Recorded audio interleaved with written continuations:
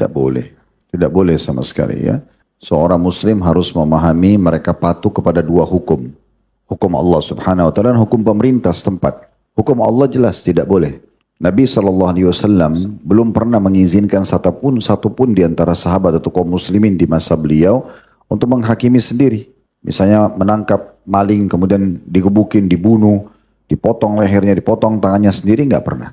Yang ada adalah peraturan Nabi SAW itu diantar kepada Nabi sebagai selaku pemerintah, lalu Nabi SAW yang menentukan.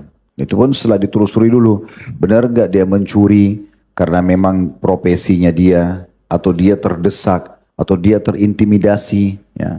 Ada banyak orang seperti itu, keadaannya masing-masing gitu ya. Maka ini beda-beda secara hukum. Kalau memang itu profesi dia, baru dikenakan hukum dan terbukti. Kalau dia memang karena diintimidasi, anaknya diculik misalnya, dan dia diharuskan mencuri, kalau enggak anaknya akan dibunuh, makanya dilihat, ya ini tidak mungkin kena hukum seperti orang yang pertama yang merupakan profesinya misalnya.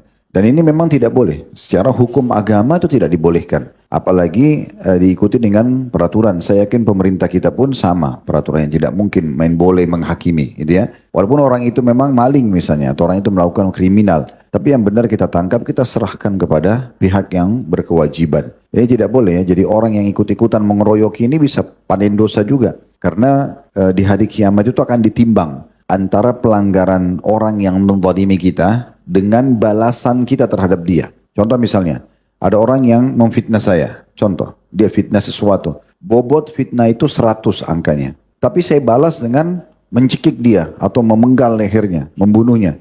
Bobot membunuh saya, orang yang fitnah saya itu 1000.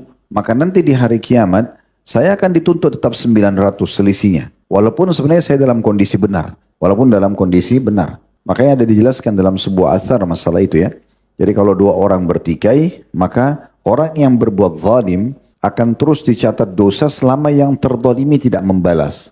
Tapi kalau yang terzalimi ini membalas, maka Allah akan nanti pertemukan antara balas-balasan mereka ini. Apalagi kita cuma tahu, oh ini maling-maling, kita main ikut gebukin, akhirnya orang itu mati. Dia mencuri dosa besar, tapi kita membunuh lebih besar daripada itu. Nah, jadi tidak boleh teman-teman sekalian ya. Walaupun kita anggap itu adalah pantas dan segala macam, itu kan pandangan Anda pribadi. Sementara secara agama dan peraturan pemerintah itu tidak boleh.